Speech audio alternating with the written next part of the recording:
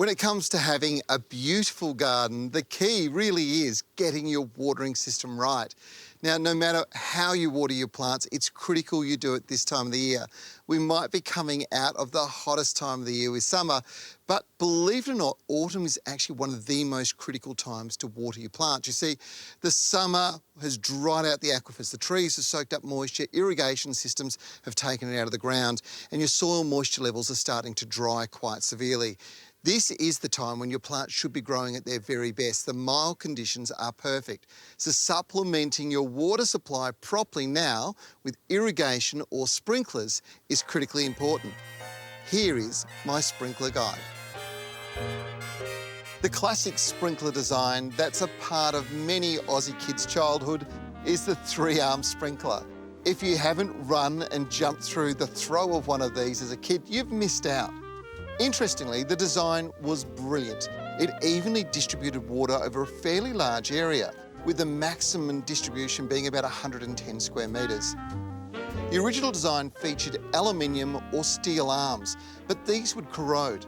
Now, the new Holman version uses UV-protected plastic and delivers large droplets, meaning less loss to evaporation and a deeper drink for the lawn or garden bed's roots. Now, the other sprinkler that's an absolute classic is this one. This is the oscillating sprinkler. Now, the way it works is it moves back and forth in a bit of a squared off pattern, so it's ideal for those square cornered backyards.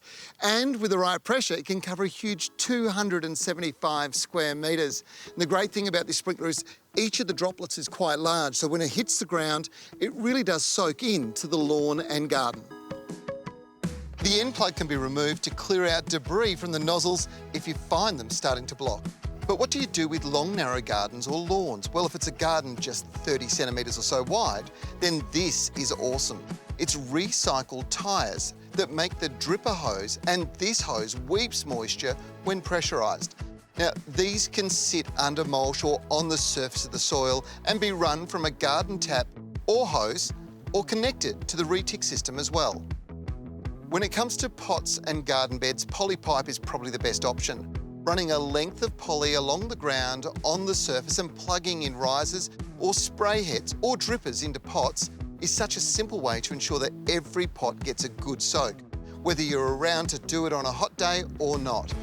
This consistent soil moisture will ensure maximum growth outcomes, and that translates to lush, happy, healthy plants. And of course, there's the good old 20-metre soaker hose. This has to be one of the best ways to irrigate or water big, long, narrow stretches of garden and lawn.